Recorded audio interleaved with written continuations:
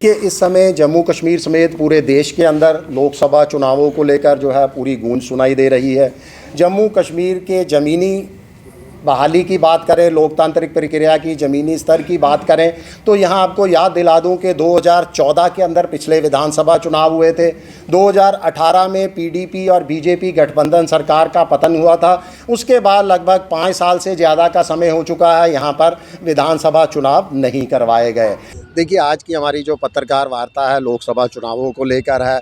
आजकल जम्मू कश्मीर के समेत पूरे देश के अंदर इस समय लोकसभा चुनावों की जो है वो गूंज सुनाई दे रही है।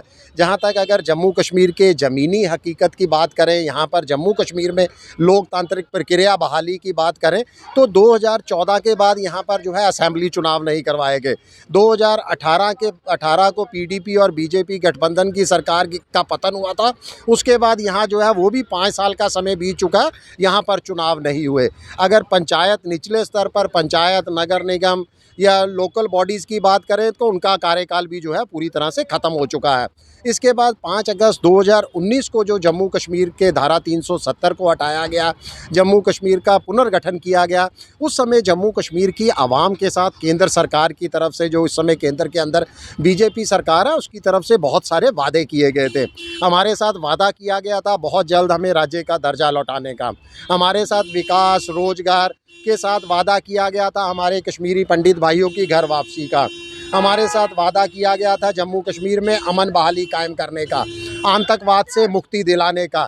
हमारे साथ देश के माननीय गृह मंत्री जी ने वादा किया था सदन के पटल से पीओके को वापस जम्मू कश्मीर का हिस्सा बनाने का। तो ये तमाम वादे जो है आज 5 साल से लगभग समय बीतने को है। अगले लोकसभा चुनाव जो है वो सर पर हैं। तो इन तमाम वादों को जो है अगर ज़मीनी इनकी हकीकत देखें तो ये पूरी तरह से आवाम के साथ वादा खिलाफी हुई है। कोई भी ज़मीनी तौर पर इन वादों को पूरा नहीं किया गया। अब लोकसभा चुनावों का बिगुल बज चुका है तो हम जनता के बीच में एक स्लोगन लेके जा रहे हैं, अपना एक अभियान निकाला है हमने कि पहले अधिकार फिर सरकार। कि जो आपने जम्मू कश्मीर की आवाम के साथ वादे किए गए थे, जो जम्मू कश्मीर की आवाम को अधिकार आपने छीने थे, उन अधिकारों की बहाली करो। उसके बाद जो है सरकार बनाने का आप दावा पेश करो। आपको बता दूं कि इस अभियान के तहत हम 9 मार्च को श्रीनगर से एक जन संवाद यात्रा, जनसंपर्क यात्रा का जो है आयोजन करेंगे। जिला स्तरों पर ये जो है यात्रा का आयोजन किया जाएगा।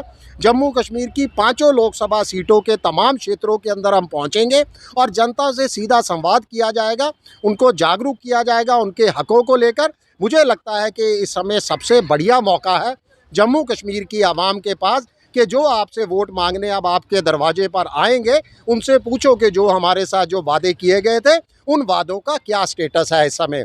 इसके साथ ही देखिए, लगातार शिवसेना से पूछा जा रहा है, आप तमाम पत्रकार भाइयों की तरफ से, कि आगामी लोकसभा चुनाव जो घोषित होने वाले हैं उसमें शिवसेना अपने प्रत्याशियों को खड़ा करने जा रही है या नहीं। आपको बता दूं कि बिल्कुल शिवसेना की तैयारी पूरी है। हमारे तमाम उम्मीदवार कमर कसे बैठे हैं।